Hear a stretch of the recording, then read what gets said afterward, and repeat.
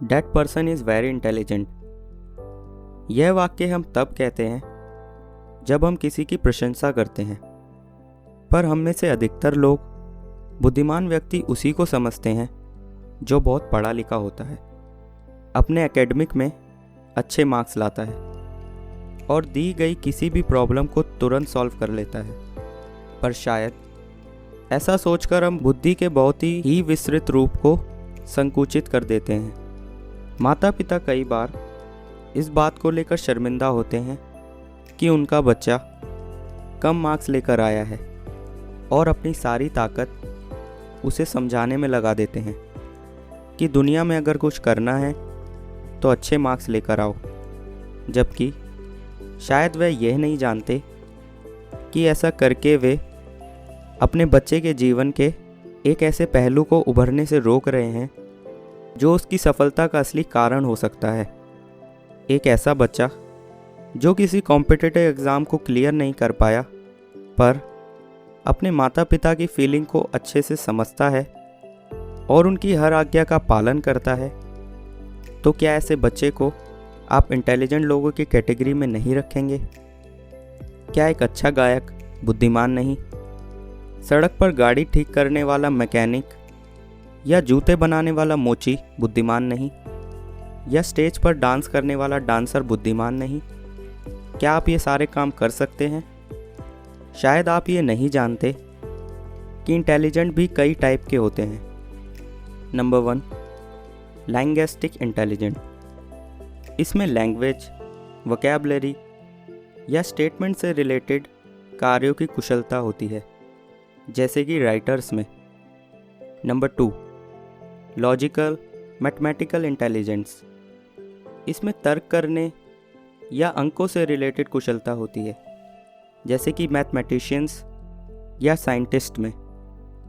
Number 3, spatial intelligence. इसमें figures को मानसिक रूप से चेंज करने की कुशलता होती है, जैसे कि pilots, painters. Number 4, body kinetic intelligence. इसमें बॉडी मूवमेंट से रिलेटेड कुशलता होती है, जैसे कि जिम्नास्टिक या डांसर्स में। नंबर 5, इंट्रापर्सनल इंटेलिजेंस, जिसमें अपने इमोशंस को समझने और मॉनिटर करने की एबिलिटी को रखा गया है। Number 6, interpersonal intelligence. इसमें दूसरे व्यक्तियों की नीड्स या भावनाओं को समझने की कुशलता होती है। Number 7, naturalistic intelligence. यह नेचुरल चीज़ों को समझने की एबिलिटी से रिलेटेड है, जैसे जूलॉजिस्ट, माउंटेनर्स एक्सेट्रा। यह सोचना बिल्कुल ही व्यर्थ होगा कि जो व्यक्ति अपने एकेडमिक्स में अच्छा कर रहा है वो अपने भविष्य में भी अच्छा ही करेगा या फिर अच्छा जीवन व्यतीत करेगा।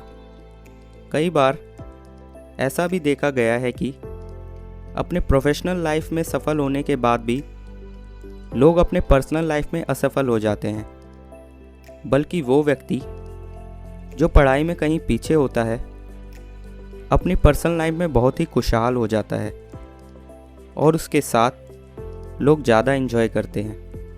ऐसे कई व्यक्ति हैं जिन्होंने अपने स्कूल के दिनों में बहुत अच्छे अंक प्राप्त नहीं किए, पर आज पूरी दुनिया उनको जानती है क्योंकि उन्होंने अपनी एबिलिटीज़ को पहचाना और अपने सपनों का पीछा करना नहीं छोड़ा।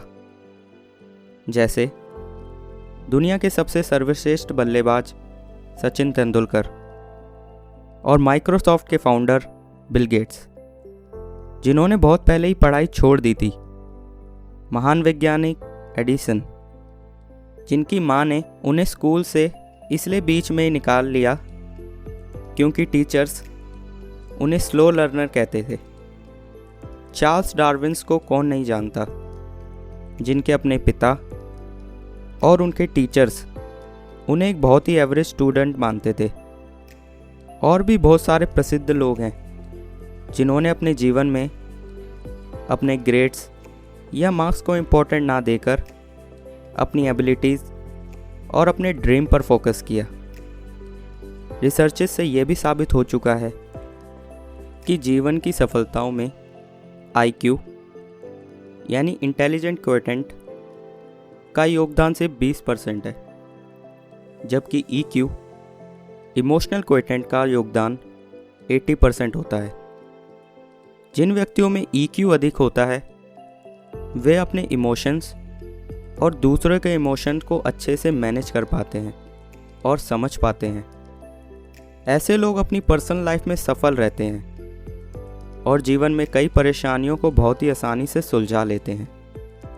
आप कितने इंटेलिजेंट हैं ये कई बार आपका समाज भी तय करता है जिसमें आप रहते हैं। जैसे कि वेस्टर्न कंट्रीज़ में टेक्नोलॉजिकल इंटेलिजेंस को अधिक इम्पोर्टेंस दिया जाता है, यानी जो सबके साथ अच्छे संबंध बनाए और सबके साथ मिलकर रहे को ज़्यादा इम्पोर्टेंस दिया जाता है। इस दुनिया में रहने वाले हर व्यक्ति को ईश्वर ने ऊपर किसी न किसी इंटेलिजेंस से नवाजा है। हर व्यक्ति में बुद्धि के कई पहलू प्रेजेंट होते हैं, पर कोई एक प्रकार अधिक उजागर हो जाता है। इसीलिए अपने आप को किसी से भी कम समझने की ज़रूरत नहीं है, क्योंकि यह देखना भी एक रोमांच होगा कि इन प्रकारों में से आपका सबसे उजागर पहलू कौन सा है। बस ज़रूरत है तो उसे पहचान कर निखारने की। किसी भी एक प्रकार की बुद्धि आपको जीवन में सफल बनाने के लिए उतनी ही कारगर होगी जितनी कि कोई और दूसरे प्रकार की। दोस्तों, उम्मीद करता हूँ आपको ये वीडियो अच्छी लगी हो। मिलता हूँ आपसे एक और नई स्टोरी के साथ। तब तक के लिए be positive, be motivated and stay safe. Good bye.